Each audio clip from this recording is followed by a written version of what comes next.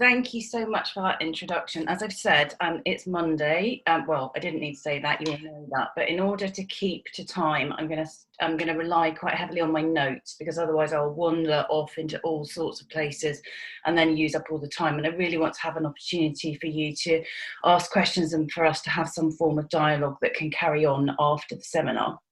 So, as Victoria said, this is a paper about lichen, partially about lichen, but it's really about the Anthropocene, and it's really about the human-centric domination of the world, and how we perhaps need a different set of optics to think about the world, our place in the world, and to think about early childhood differently. So this is a forthcoming publication. The title is, as you've seen, From Multispecies, Tangles and Anthropocene Muddles, What Can Lichen Teach Us About Precarity and Indeterminacy in Early Childhood? And it's in this book series, which is a fabulous book series. And this particular volume is edited by Teresa Aslanian and Carmen Blythe. So I'm really, really privileged to be part of that community and part of that book publication.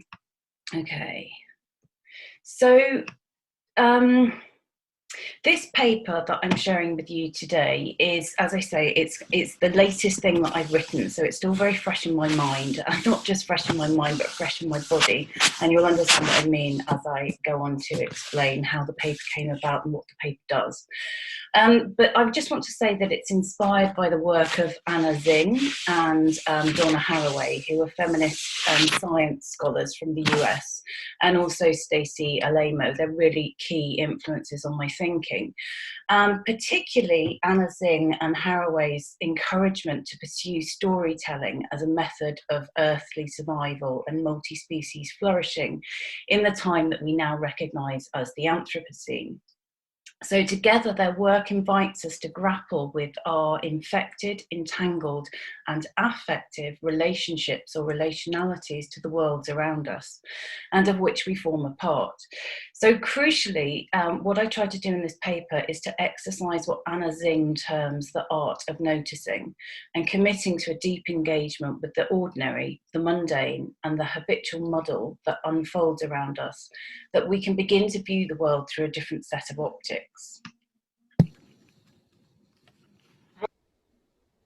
The stories I tell in this paper are curated from a specific geopolitical moment, shaped by fear, precarity, and hope.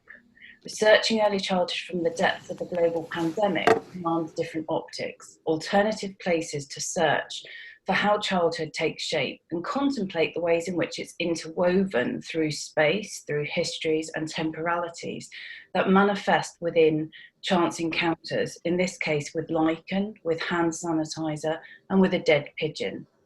So by tuning to life in the Anthropocene, it might become possible to find what Haraway terms ways of living and dying well together. Somebody needs to put themselves on mute, please.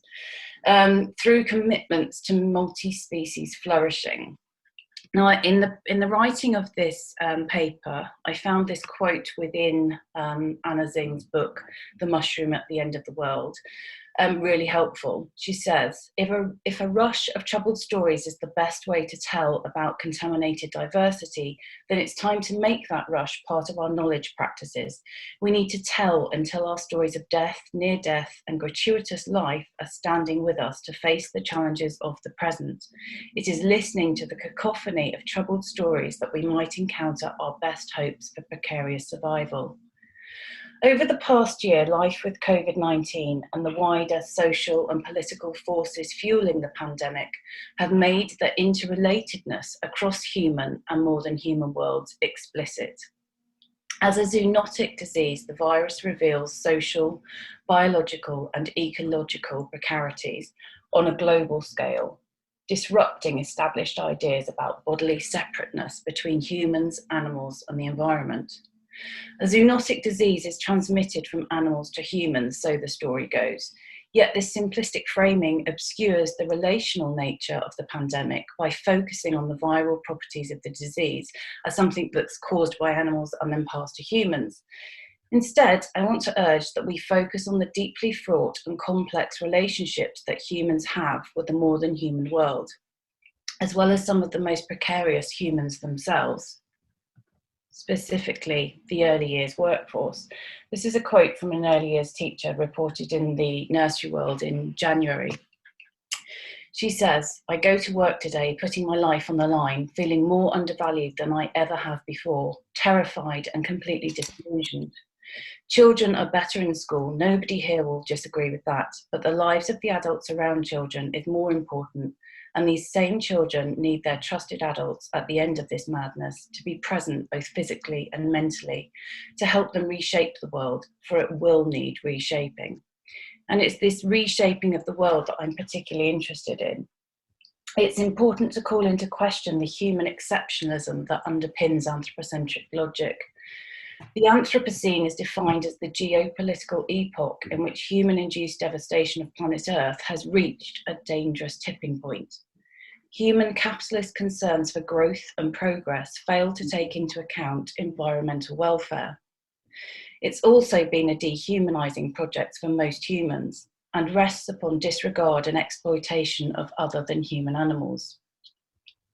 This is reinforced by the powerful narrative that humans are the dominant force driving planetary transformation. Haraway argues that the Anthropocene can be understood as the God trick, where white, Western, elite, hetero-male humans are placed at the centre of all meaning, and this godlike positioning defines everything and everyone in relation. This exclusionary logic drives the decimation of other species and the collapse of global biodiversity. Relatedly, and perhaps most pressingly, the Anthropocene accounts for the breeding and spreading of pandemics. It creates and sustains the conditions of possibility that insist that the underpaid, undervalued, precarious early childhood workforce continues to perform its essential role through seemingly unstoppable waves of a deadly pandemic.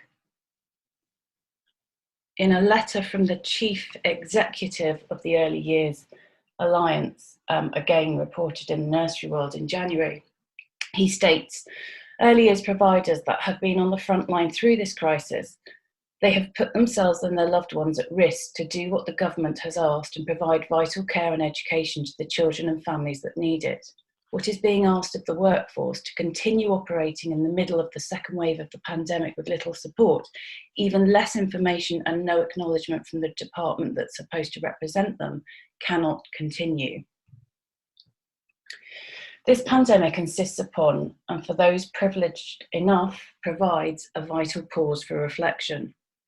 It is a time to critically engage with the ways in which a global pandemic can deepen inequalities between humans, locally, nationally, and on a global scale.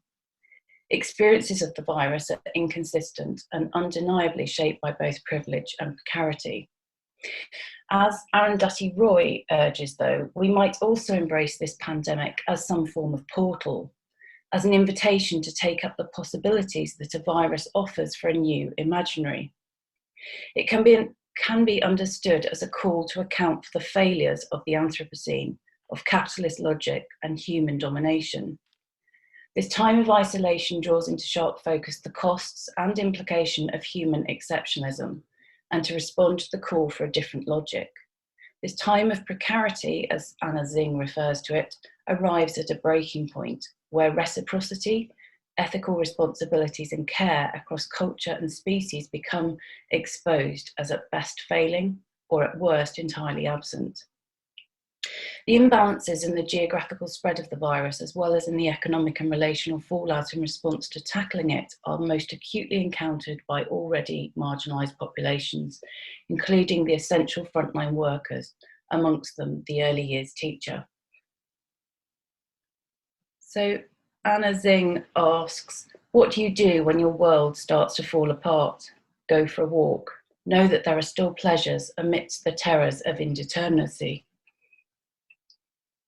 Like other feminist post-humanist researchers, I turn to the hyperlocal, to everyday encounters, ruptures and moments that demand something more. And that something more is the activation of a different optics, which had become necessary and vital during months of lockdown living. Anna Zing stresses that to live with precarity requires more than railing at those who put us here. We might look around to notice this strange new world, and we might stretch our imagination to grasp its contours. So that's what I've been attempting to do on rediscovering my little corner of London by attuning and attending to the microscopic and the seemingly unremarkable. I've discovered ways to explore the ruin that has become our collective home. So this paper seeks to attend to the interconnectedness and relationalities between the human, non-human, and more than human in an attempt to shift the focus, begin from the messiness of the middle, and so pursue unexpected lines of inquiry that can offer stories that agitate another logic. I offer stories about seemingly not very much. A walk in the park, a sideways glance at what is routinely unfolding, a downwards glance at what is routinely underfoot, and an upward glance at what routinely flies and floats above. This noticing, attuning, and willingness to be troubled allows for a deeply political, earthly engagement with the Anthropocene in precarious times. Like others, I have responded to an urgent need to walk without intention during months of lockdown. When the world around feels dystopian, unrecognisable, and inherently precarious, according to Anna Zing, our first step is to bring back curiosity. Walking creates conditions to become unencumbered by the simplifications of progress narratives, and instead attune to the immediate knots and pulses of patchiness that are there to explore. Solitary, energetically paced, directionless walks during lockdown presented me with otherworldly possibilities to dwell on the knots and pulses that Anna Zing refers to. I became aware of previously unnoticed events and encounters that unfold in the everyday in-between spaces, with sharpened senses ready to attune to sights, sounds, and smells that seem to demand close attention. Walking then was never I'm trying to do too many things at once. Walking then was never an intentional method. The solitary, extensive wandering across miles of London has at no point felt like a research method. There is an extensive literature that charts the long history of walking and the application of walking methodologies in different disciplines, which I refer to fully in the paper but don't have time to do here. Across these various disciplines, though, walking as method takes many forms and is undertaken for multiple purposes. Walking with, though, is typically understood to be a participatory group exercise directed by the researcher and intended to bring about a greater understanding of the participants' relation to spaces, sites, local histories, and connections to neighbourhood and land, and so on. But given the restrictions that social distancing makes to in-person research during a pandemic, walking with became something else entirely, an accidental method that demanded an almost exclusive attunement to the more and other than human. So I've come to understand my wanderings as a form of feminist praxis, where time and space is reclaimed and created to process the ways in which precarity in the Anthropocene can be understood as a feminist issue. The act of physically removing myself from the domestic sphere, especially during months of hard lockdown, calls into sharp focus my white middle-class privilege. The autonomy that I have over daily working practices is not enjoyed by others. The safety, warmth, and comfort of home, again, is not something that's universally enjoyed. Turning to the experience of essential frontline workforces, early years teachers included, is an uncomfortable daily reminder to recognise the tensions that shape the relativities of precarity and privilege, risk and safety, freedom and oppression. So following Virginia Woolf and more recently Rebecca Solnit, I want to reclaim the vital transgressive work of the flaneur in opposition to the more readily accounted for flaneur, for the feminist complexion it adds to walking with the peculiarities of the city. The flaneur provides a working definition of an accidental feminist research methodology that refuses the God trick that I spoke about earlier, and instead relies on intuition and sensing effective forces, or what Zing has termed the arts of noticing when in search of pleasures amidst the terrors of indeterminacy. The past year, I've assumed some modern-day incarnation of a flaneur as I've walked the capitalist ruins shaped by precarity and indeterminacy. This wandering has invited research in the Anthropocene to take unexpected forms. that have called into question what counts as valid knowledge and who and what can be a knower, following Patty Lather. Daily walks with no discernible purpose have generated rich multi-species encounters that draw into sharp focus the need for storytelling and an ongoing imperative for off-the-beaten-path thinking. Literally and metaphorically treading the lesser-known paths of London streets and woodlands has presented surprises and forced deep engagements with what Anna Zing terms contaminated diversity, which can be found just about everywhere. Stories of contaminated diversity are ubiquitous, complicated, ugly, and humbling because they implicate survivors in histories of greed, violence, and environmental destruction. Walking as an accidental method during a global pandemic has meant that I've been directly confronted by these stories and implicated in recounting them. So I'm going to share one of these stories with you now. So this is a story about the impossibilities of multi-species flourishing and not researching with children during a global pandemic. The playground at the edge of my local park is busy. Flashes of blue surgical masks make themselves felt, but more often park goers appear barefaced and not always 2 meters apart.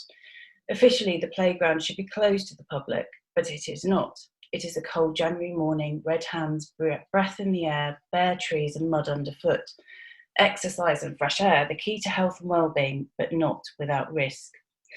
As I walk by, I notice a sizable group of small children, around 20, maybe more, but there is a sense that there are insufficient adults. On closer inspection, it becomes clear that this is a nursery on an outing with a 4-to-1 ratio. The distinctive, almost chaotically choreographed way in which this group moves around has a profound familiarity to me. Too much, too many, frenetic, zigzagging around. A child is purposefully placed in one seat of a double buggy. I imagine to even out the strain of adult-child ratios and impose some sort of order. A large bag full of equipment and supplies occupies the second seat of the buggy. Quickly, a child descends towards the double buggy and sets off on a journey across the playground. But before much ground is covered, there's a quick and decisive action by a nearby adult. The brake is applied. A health and safety incident averted. A child makes a fast descent down the shiny, cold slide, rolls over in his puddle suit and staggered towards the park buggy. Meanwhile, there are loud tears, a tumble from another in the group. Just out of view. Hurriedly, 2 early childhood teachers scoop the child off the floor, wrap arms around him, provide comfort, reassurance, careful attention to the child's immediate needs, wiping away snot and tears. The child is bundled in multiple layers of warm and waterproof clothing. Rubber welly boots protrude from the ankle cuffs of a puddle suit. There are looks of concern on the faces of the adults. They do not wear masks. Their maskless, non-verbal communication with the child appears to soothe, but still hot tears and heavy sobs can be heard from my vantage point way across the park. Hauntings are agitated about practice, about care, about the injustices of early childhood policy and the unreasonable demands made of these women in the cold outdoors, with the omnipresence of an invisible virus that alters what is possible but demands that the same is delivered. My attention is diverted to another small body, also encapsulated in multiple waterproof, weatherproof, insulating layers. Bundled up in this way, movement is awkward. The swivel of a head means that vision is impaired by the hood. A woolly hat slides over eyes. Stiff rubber boots appear heavy and clumsy. The small bodies and what they can do are reconfigured by the clothing that's designed to enable greater freedom but somehow imposes restrictions. Awkwardly, this toddler bends double, having noticed something on the ground, poking, scraping, stamping, then scraping again. Chubby hands are red from the coldness of this January day. Gloves or mittens have been discarded, and there is freedom to explore with the senses, picking, poking, and scraping. I am not the only one to notice this child body noticing. I am unsure what the white splodge adhered to the floor of the playground might be, possibly chewing gum, but its out of placeness in this place sets off effective forces. A scrummage in the bag of equipment and supplies produces a pack of baby wipes and a bottle of hand sanitizer, or hanitizer, as social media informs me it's now commonly referred to by the youngest of the COVID generation. Without much hesitation and with movements suggestive of a familiar and frequent ritual, the hands are efficiently wiped and a small dot of antibacterial gel is administered. The child instinctively swipes one palm against the other and then the other way, unfalteringly, habitually, routinely. The white splodge remains, but for now the noticing is extinguished. Flapping feathers at a nearby boating lake demand my attention. I spy the familiar pedal boats in the shape of gigantic 10-foot swans. They line the edge of the far side of the water, tethered to each other, and then attached to the pontoon. Like so much else, these boats are locked down, sheltering in place. Unlike the breathing, flapping birds, ducks, geese, moorhen, free to dip in and out of the icy water. Close by, a small flock of pigeons congregate on the bank. Lockdown means that they have not been gifted food by humans to the same extent. As a consequence, there are noticeably fewer of them. As I come closer, there is a pigeon lying immobile on its back. It is out of reach, the other side of the fence designed to keep humans, birds, and deep water a safe distance apart. From this vantage point, I can see that it looks dishevelled and malnourished. It is dead. Instinct tells me to alert the staff in the nearby cafe, but it too is locked down. I am uncertain what to do. I will look up the number of the park warden when I get home. Shaken, I quicken my pace and head for the wooded hill at the other side of this urban park that has persistently promised recreation for all since its creation in Victorian times. As I come to the end of my walk, I ascend the hill to my house and I notice white splodges underfoot. At first glance, I conclude it's discarded chewing gum or possibly pigeon droppings. It appears similar to the white splodge noticed by the weatherproof child. On closer inspection, though, my assumptions are incorrect. Soon, I am unable to not see a tapestry of splodges, different in texture, size, and colour, but each contrasting boldly against the black-grey of the London pavement. There are multiple layers, different hues, some bright white like paint, others faded, almost pink, others pale green, like washed-out algae. Various sizes, inconsistently spread across some paving stones and not others. Not chewing gum at all, or bird poo, but lichen.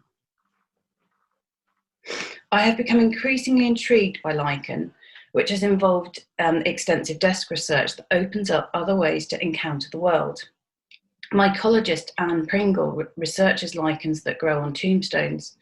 She observes the slow growth and occasional disappearance of lichen. She regards them as more than ghosts of the past and yet to come. She understands lichen as symbiotic assemblages of species, fungi, and algae. Many are potentially immortal. They spread in continually renewed filaments for thousands of years. As Zing notes, when we notice their tempo rather than impose ours, they open us to the possibility of a different kind of livability. Many kinds of time, bacterial, fungal, human, and colonial, meet in the tempo of lichen time. Lichens disrupt anthropocentric logic of linear times. Lichens are ghosts that haunt us from the past, but they also appear at us from a future without us. And so noticing lichen in a London park provides the means to pursue the art of noticing advocated by Singh, to attune to worlds otherwise and contemplate childhood, gendered labour and precarity in other ways. Lichen is everywhere, in the wilderness and cities, from the Arctic Circle to the tropics, deserts to mountains, and frequently found affixed to buildings and pavements. Lichens shapeshift, fade to the background, often mosaics of past, present, futures. Lichens are the essence of symbiotic cooperation. With a self-reliant relationship, lichen can withstand extreme temperature changes and dehydration without fear of extinction. Some are more than 415 million years old. Lichens thrive in some of the harshest environments on Earth, where plants cannot grow. They prepare the way for other vegetation by breaking down the bare rock and creating soil through secretion of certain chemicals and by mere attachment to stone. Lichens are storytellers, if only we are able and willing to attune to their language. Lichenometry estimates the age of exposed rock surfaces by lichen growth rates. With their sensitivity and tendency to accumulate certain pollutants, lichens have been used as biomonitors of air quality, thriving in clean atmospheres. The biggest threat to lichen survival is dirty air. The effects of air pollution on lichens has been recognised since the 1800s, and lichens are now one of the most widely used bioindicators of pollution. Lichens have been used as indicators of sulfur dioxide since the 1970s. In the recent past, environmental scientists have reported an alarming absence of lichen across London, which was caused by microscopic concentrations of sulfur dioxide gas. The sulfur from burning fossil fuels, coals in homes and factories, was oxidized to sulfur dioxide and then mixed with rainwater and fell as acid rain. London's smog, a poisonous yellow photochemical brew of sulfur and nitrogen oxide, polluted the city for many years. More recently, London has been threatened by high levels of nitrogen oxide in the air, caused by road traffic pollution. Hauntingly, nitrogen dioxide gas can inflame the linings of the lungs and can cause respiratory symptoms such as shortness of breath and persistent coughing. Nitrogen dioxide can also decrease an immune response to lung infections. Noticing the presence of lichen on the streets I walk generates a stutter, a moment to contemplate our multi-species flourishing at a time of capitalist ruin. So what stories does the current proliferation of lichen on the streets and pavements in my neighbourhood tell? I resist telling the well-rehearsed rewilding story, a simplistic narrative that claims animals and other than human species thrive in the absence of normal human activity thanks to pandemic shutdowns. The interdependencies of multi-species become invisible in the rewilding narrative. Removing humans from the equation is not necessarily beneficial to multi-species flourishing. The survival of liminal animals, such as the seed-fed pigeons in my local park, is intertwined with human relationships, just as human enmeshment with lichen tells a complex and potentially hopeful story. As Zing reminds us, we are stuck with the problem of living despite economic and ecological ruination. Neither tales of progress nor of ruin tell us how to think about collaborative survival. It is time to pay attention, to open our imaginations. Another early years teacher, also in nursery world. Again, as early years practitioners, we have to put ourselves on the front line. We have more contact with the children we care for, cuddling them when they are upset, wiping their tears and snotty noses as they are not at the age to do this for themselves. The storytelling I'm offering here exposes complex multi-species interdependencies, with lichen holding the potential to remove pollution from the air that we breathe, to COVID-19 exemplifying transcorporeal bodily vulnerabilities. Stacey Alamo's concept of transcorporeality stresses that the porosity of species boundaries is most acutely felt when the exploitative forces of power penetrate human bodies. Addressing the material relations between social inequality and bodily health, Alamo focuses on the pancreas under capitalism and the proletarian lung that testify to the bodily effects of social class and racial oppression. The image of the proletarian lung is haunting precisely because it is so provocative of images of essential workers that are by now such a regular feature on the daily news. Distressing images of frontline workers struck down by COVID-19, attached to tubes and monitors, desperately fighting for their next breath taken from them because they have served in the line of duty. I've written previously about the classed and gendered natures of early childhood education, and it resurfaces here in this current storytelling about earthly survival and multi-species entanglements. As members of the front line of essential workers, the early childhood workforce bears the intense burden of precarity and experiences it bodily. Through the provision of nurturance and education to very young children, which is vital to enable other parents to work, this marginalised and devalued workforce becomes complexly implicated in the preservation of capitalism, but at an extraordinarily high cost to their own health and well-being. The proletarian lung of the early childhood worker exemplifies the means by which external social forces can transform an internal bodily organ and so further reinforce oppression and exploitation. Pursuing what Anna Zing termed disturbance-based ecologies reveals the complexities that come to characterise how multi-species come together in curious, generative, troubling and sometimes deadly ways. Cuddles, tears and snotty noses, lichen, bacteria and liminal animals that together populate a trip to the local park offer a powerful account of inequality and precarity that incites a stutter to our thinking and our doing. Alemo argues that humans and other animals are never separate or distinct from the environments and landscapes within which they exist, and in turn exist within them. The logics of capitalism determining the nature and availability of early childhood education is intricately bound up with the re-emergence of lichen and the death of a pigeon during lockdown against a global pandemic. These are inseparable, each working on, with and against the other. We coexist in a system of constantly interweaving subjectivities which can never be truly separated from each other. Pringle asserts that lichen are nature, in that lichen are alive, not man-made, and have the capacity to grow in altered landscapes. They signal clean air and stability. It is imperative that we take seriously that lichen can teach us about the precarity of childhood in the Anthropocene. In order to directly address this, a return to Anna Zing's concept of contaminated diversity and Alemo's concept of transcorporeality is useful to arrive at some form of inconclusive ending. Contaminated diversity, as it presents during this global pandemic, exposes the moral depravity of global capitalism, which intensifies inequality and injustice. This depravity is acutely felt by the early childhood workforce precisely because it is shaped by gender, social class and race in ways that exacerbate how the pandemic plays out in daily life. Many of the most marginalised have to continue working on the front line as essential workers. In doing so, they risk their own health because they have no other choice.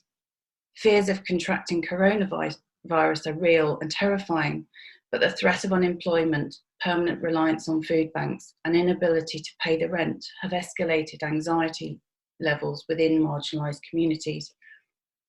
As celebrated heroes, the reality of being held hostage to an economic system that further entrenches deep inequalities through its response to COVID-19 is obscured.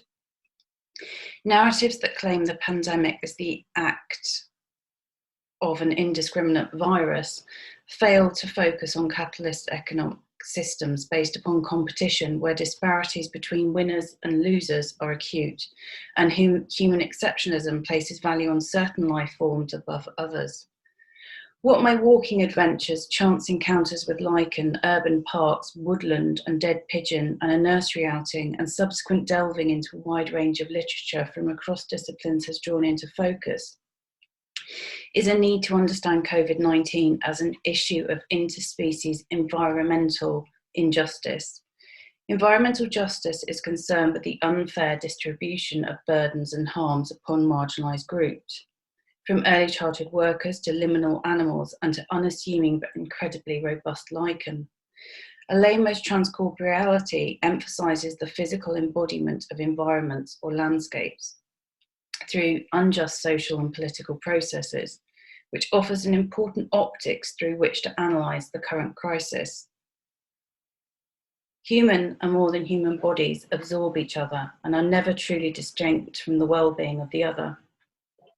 This invisible virus has exposed how totally decentral and unexceptional the human species is, and demands that we leave the portal not in search of a new normal, but with a deepened sense of ethical responsibility for multi-species flourishing. COVID-19 has demanded that we become sensitised to multi-species codependency. The lichen is central to this project. It is by taking lichen seriously and attuning to the stories it has to tell that we might begin to pursue new imaginaries that fully grasp both precarity and hope. The Anthropocene as an epoch has been called to account. I hear desperate pleas for a return to normal, or to settle on a new normal that should not be too dissimilar from the old normal.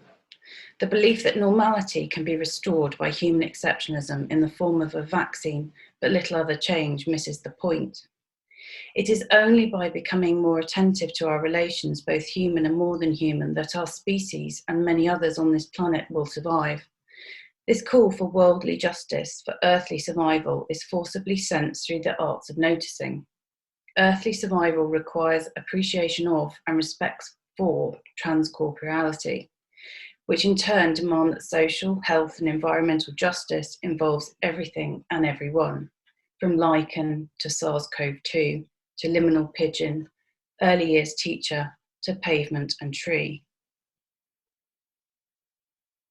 Perhaps this epoch will instead come to be defined by an invisible force, transforming our awareness from within towards heightened multi-species ethical responsibilities, or as Pratt so beautifully proclaims, that what is needed is curiosity, the practice of reading the landscape as it is walked, a deep love of the earth and its creatures, and perhaps above all, the desire to find magic, to enchant or re-enchant the world, to make it possible to inhabit it with love.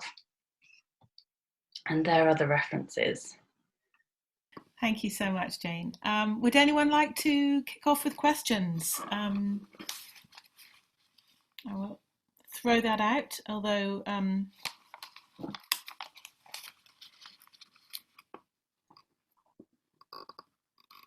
okay, I'll start. I want to know more about the proletarian lung. What a wonderful, it's a metaphor that conjures up so much, doesn't it? And I think particularly perhaps in Britain, with our history of smogs and the whole Victorian era, all those writers like Dickens and Thackeray trying to sort of breathe, find a place they could breathe, whilst doing exactly as you were describing, highlighting those parts of the community where the breath has been taken from them. And I just was intrigued to know a little more, really, what drew you to that and what good reading we might find in relation to that.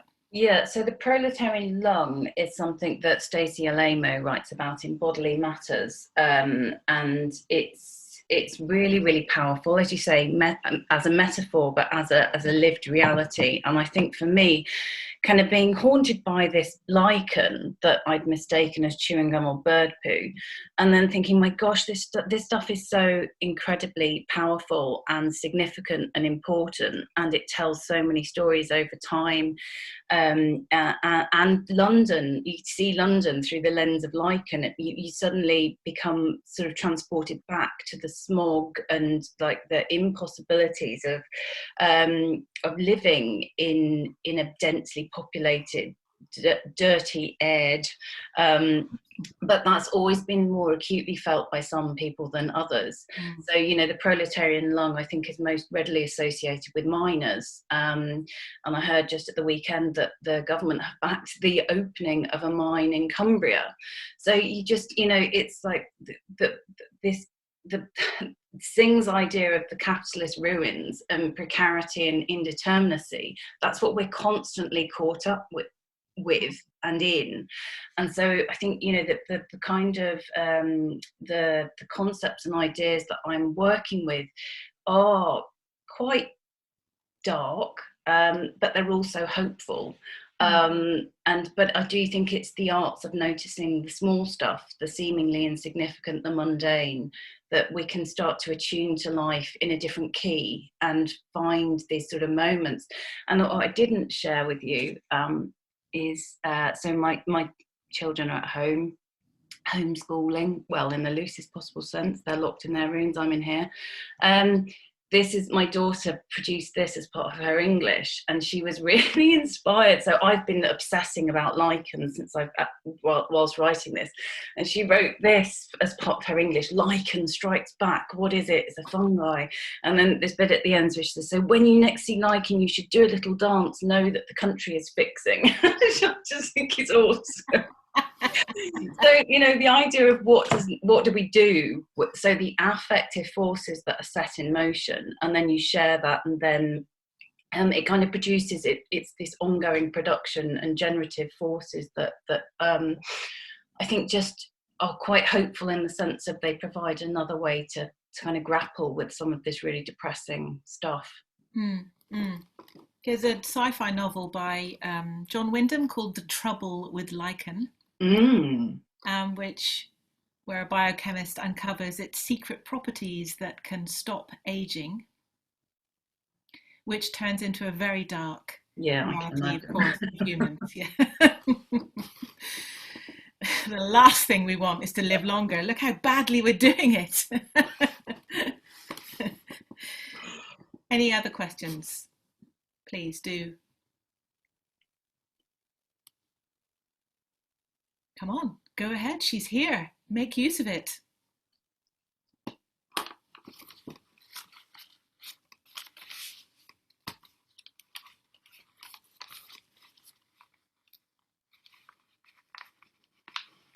Everyone's so tired. What's happened to curiosity? Oh no. Victoria Mary has her hand up. Oh, thank you. I didn't see.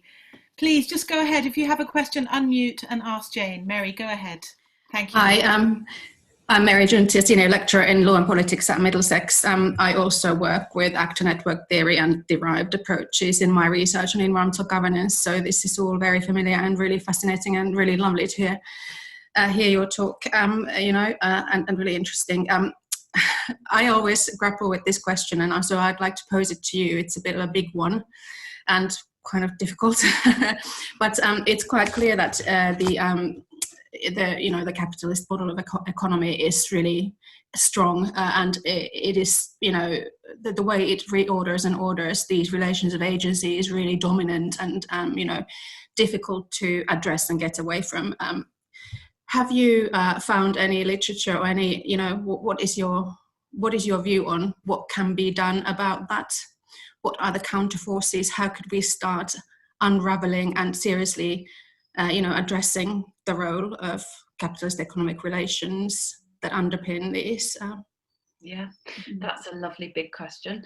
I think it is, because you get to the point where you're troubled and you attune and you're trying to process, like, what does this do? What does living and coexisting in this space, what does it mean? And once you kind of arrive at the point of human exceptionalism is really deeply problematic and fundamentally flawed, then how do we, and then there's the question, how is multi-species flourishing possible? This is what Haraway talks about. And I think there isn't a quick and easy fix to this. There can't be, but there has to be commitments at multiple levels. And I think that hopefully the election of Biden and political leaders who can sign up to the fact that the environmental justice is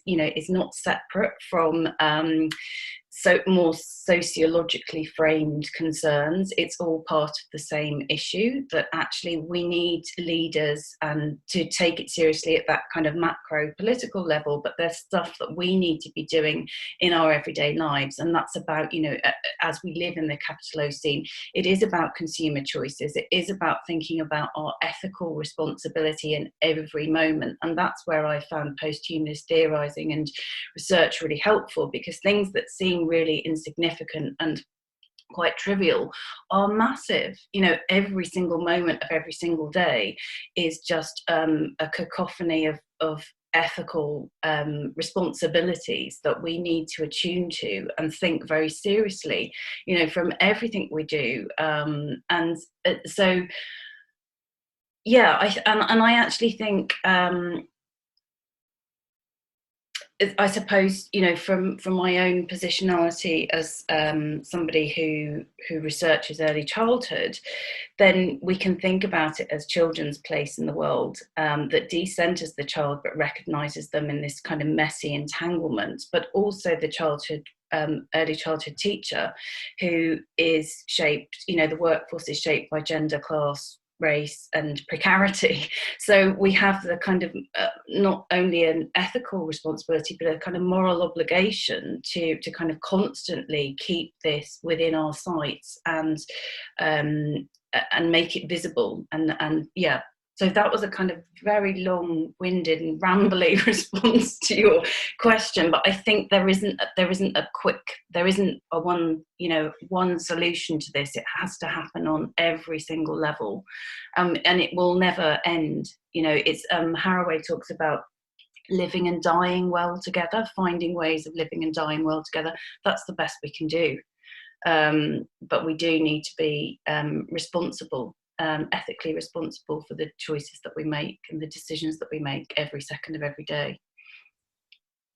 Jayne, can I come in at that point and just sort of, I'm just thinking about what you've just been saying and thinking, oh, we've got a university strategy for leading us towards 2030.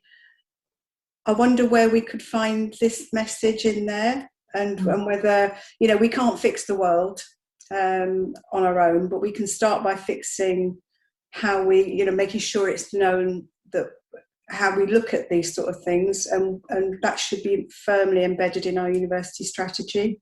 Yeah, I think this is, there's lots of talk about transdisciplinarity and multidisciplinarity, and I think, we've got to be quite brave about what we mean by that, and it's going outside your comfort zone. In order to write this paper and in order to think seriously with Lichen, I had to go to all sorts of literature and all sorts of research evidence and in journals that I would never normally touch, but that, it's kind of attuning to what we all bring to the table in terms of kind of pushing our thinking forward. And it's not just our thinking, it's then our feeling and our doing. So it's about doing things differently and being open to multiple ways of theorizing and generating knowledge and thinking really deeply and seriously about it. And I think that one of the books that I drew on was Arts of Living on a Damaged Planet. And it's truly interdisciplinary, transdisciplinary. There's biologists, there's the lichenographer, there are biologists, information scientists, the whole people coming from really, really diverse backgrounds, coming together and finding some common ground in which to address the issue of living on a damaged planet, because we do.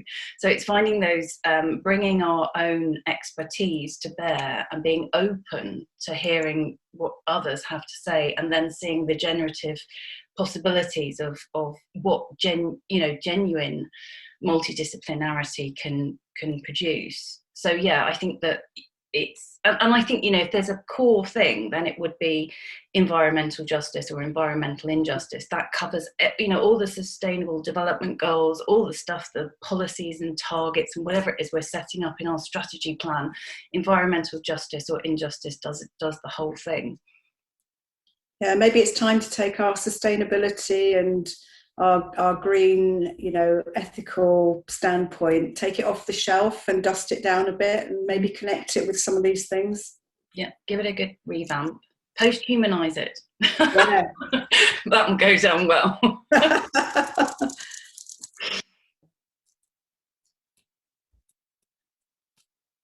I just want to go out for a walk now, Jayne. You've inspired me because, Lichen is something that I've always enjoyed looking at, but I'm going to look at it with a new perspective.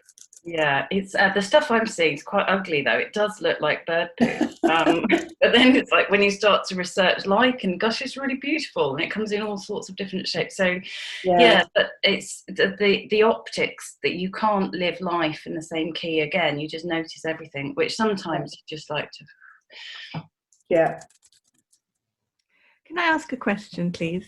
Yes. I was just going to ask, because it's just, when you were talking about the interdisciplinary aspects of it and things, it just made me think of the United Nations sort of 2030 development goals, and I wondered whether there was any kind of link with this sense of the disciplinariness of it to Yeah, no, linking with sort of social justice and environmental justice and gender justice and those things. Absolutely. I think that, rather than, I think the danger with the Sustainable Development Goals is they kind of sit in isolation from each other. But if you kind of approach them as totally interwoven, then absolutely, you could approach all of them from the way that I've just described, from seemingly not very much going on to then delving in and working across disciplines to find creative ways in which to address or engage with issues anew. Because I think what happens is we kind of fall back to our disciplinary expertise and say, we have the answers. As childhood specialists, we know everything there is to know about childhood, so we'll carry on doing what we've always done because we do it really well. But actually, if we were open to engaging with people from other disciplinary backgrounds and thinking about childhood in different ways, it opens up possibilities to address those kind of goals or issues in multiple different ways. So absolutely, I think, if you want a kind of a framework to hang this on, then the Sustainable Development Goals are a good starting place, definitely. Jayne, Ted Oosterval has asked, is the paper going to be published?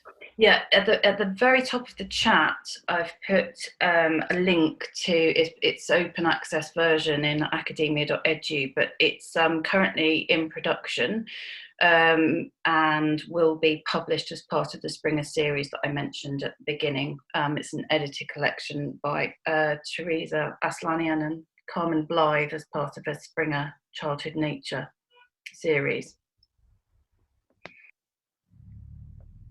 Lovely, and Shams has just put a link up as well. Thanks for that, Shams. Got another question. Just thinking, because we're talking about, James talking about the, sort of like our moral choices every day, this kind of thing. I mean, how much, this is just sort of to colleagues, how much should we be trying to get our students to engage with this sense of living ethically, on a sort of daily moral choice? Yeah, I think absolutely. Integrating it across modules. I mean, that's something. I mean, we'll be having a review at some point. It's been postponed because of the pandemic, but that's something perhaps you might like to consider. I don't know. I think there are exciting possibilities and there are really exciting examples. So the Common Worlds Collective, which is an international collective spearheaded by Veronica Puccini-Ketchabel, Mindy Blaze and Afrika Taylor, and they're doing some really, really impressive pedagogical work with teachers and young children around, and this is what I'll be talking about in the worlding workshop, the concept of worlding and entanglement and multi-species, what we can learn with and from each other. So there are already examples of this happening. The one thing I would say is I think there's an important distinction between moral and ethical, which is obviously a whole other session, but I think what we're talking about is ethical responsibility here, not a moral condemning right or wrong, but an ethical attunement to kind of being aware of the implications and the complexities. But yeah, absolutely, there's mileage to put it to embed it within teaching programs. Lovely. I think we were supposed to finish 10 minutes ago. Yes, thanks everyone, and thank you for the comments you put in the chat as well. So if people need to go, we totally understand, and I just want to thank you, Jayne, for a really thought-provoking talk, and it's clear that no one is going to go on a walk again and not drop to their knees now and check out what it is under their feet. So well done. Thank you all for coming, and thank you for bearing with my technical issues.